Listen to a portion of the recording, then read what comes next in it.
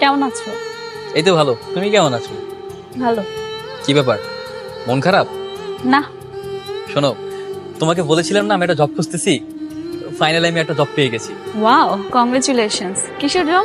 একটা কম্পিউটার দোকানে টাইপিং করতে হবে, পার্ট টাইম জব আর কি। ও, তাহলে তো অনেক ভালো। তা তুমি তো এখন অনেক ব্যস্ত হয়ে যাবা, সপ্তাহে একদিন অন্তত টাইম দিতে পারবে তো? কি যে বলো, তোমাকে না দেখে আমি একদিন থাকতে পারবো? দেখবে এক দৌড়ে সোজা তোমার কাছে চলে আসছে। আচ্ছা শোনো, তোমার জন্য একটা গিফট আছে। কি গিফট? আগে চোখ বন্ধ করো, তারপর দিচ্ছি। শোনো, যা বলবা স্ট্রেট ফরওয়ার্ড বলবা। আমার এরকম ঘুরিয়ে পেঁচিয়ে কথা বলা একদম ভালো লাগে না। তাহলে স্ট্রেট ফরওয়ার্ডে দিচ্ছি, নাও এটা তোমার জন্য। সুন্দর তো। কবে নিয়েছো? গতকাল রাতেই। আমার একটা ফোন এসেছে, একটা মিনিট। হ্যাঁ, হ্যালো। হ্যাঁ, কোথায় তুমি? এখনো যে আসছো না? তুমি কি চলে এসেছো? হ্যাঁ, আমি তো চলে আসছি, তোমার জন্য ওয়েট করছি। ঠিক আছে, তুমি দাঁড়াও, আমি এখনই আসছি। আচ্ছা শোনো, কোথায় আছো তুমি? বলো আমাকে, আমি তোমাকে পিক করি। না না, তোমাকে এখানে আসতে হবে না, তুমি একটু ওখানে অপেক্ষা করো, আমি আসছি। আচ্ছা ঠিক আছে, তাহলে তাড়াতাড়ি আসো। শোনো, আমার না লেট হয়ে যাচ্ছে, আমাকে এখনই যেতে হবে। কে কল দিছিল? বাসা থেকে কল দিয়েছিল। তুমি না বলছিলা গিফট হিসেবে তোমাকে একটা কানের দুল দেবো, আর সেই দুলটা আমি নিজ হাতে তোমাকে পরিয়ে দেবো। আর তুমি বুঝতে পারতেছো না কেন? আমার একদম সময় নেই, তুমি আমাকে দাও, আমি পড়ে নেবো। হ্যাঁ, বাই। আরে শাকির ভাইয়া, এই মামা দাঁড়ান দাঁড়ান দাঁড়ান। কেমন আছেন ভাইয়া? এই তো ভালো। তুমি কেমন আছো তানহা?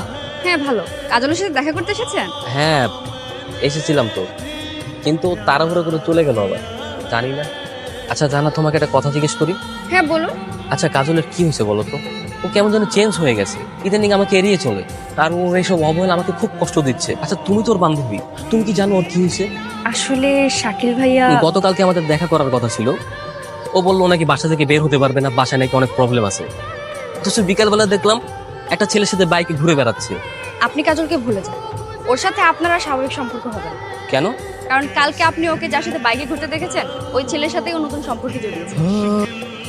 আমার কাজল আমাকে ঠকাইতে পারে? বিশ্বাস করুন আর নাই করুন, আমার কিছু করার এটাই সত্যি। বান্ধবীর সাথে ঝগড়াছে দেখে বান্ধবী নামে বানাই বানাই বলতেছো, তাই না? আসলে কি ভাইয়া জানেন, আপনি কাজলের প্রেমে অন্ধ, তাই আমার কোনো কথাই আপনার বিশ্বাস হচ্ছে না। আপনি চাইলে নিজেই যাচাই করে দেখতে পারেন। আচ্ছা, ফোনটা রিসিভ করছো না কেন? জরুরি কলও তো হতে পারে। না না, তেমন কোনো জরুরি না, আমার একটা ফ্রেন্ড ফোন দিয়েছে। ফ্রেন্ড ফোন দিয়েছে, রিসিভ করো। হ্যালো কাজল, কোথায় তুমি? আমি তো বাসায়। কেন বাসায় কেন? আজকে না আমাদের দেখা করার কথা, আমি তো তোমার জন্য অপেক্ষা করছি। আসলে একটা ঝামেলা হয়ে গেছে বুঝলে, তাই আজকে আসতে পারিনি। কিন্তু তোমার আশপাশ থেকে যে গাড়ির আওয়াজ আসছে। আচ্ছা ঠিক আছে, কি বলবা তাড়াতাড়ি বল। আর তুমি কি করে জানলে যে আমার বাবা বাসায় নেই? কারণ আমি তোমার বাবাকে বাসা থেকে বের হতে দেখছি, সেজন্যই আসছি। শাকিল, তোমাকে একটা কথা বলি, হুটহাট করে আমাকে ভয় ডাকবেন, অলরেডি অনেক সন্দেহ হয়ে গেছে। আমাকে বাসা থেকে বের হতে নিষেধ করছে। সমস্যা নাই, আজকের পর থেকে আর ডাকবো না, চিন্তা করো না।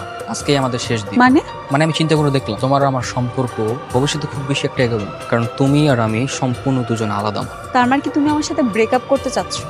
মনে করো অনেকটা সেরকমই। কেন, নতুন কেউ এসেছে? নতুন কেউ তো ঠিকই আসছে, তবে সেটা কার জীবনে সেটা হচ্ছে আসল কথা। কি বলতে চাচ্ছ তুমি? তোমার বাবার সাথে আজকে দেখা হয়েছিল, সে আমাকে তোমার আর আমার সম্পর্কে অনেক কথা বলছে। ইভেন এও বলছে গতকাল তুমি নাকি লেট নাইট পর্যন্ত আমার সাথে ছিলা, অথচ আমিই জানি না। ও, আসলে হয়েছে কি শাকিল, কালকে না আমি আমার বান্ধবীর বাসায়।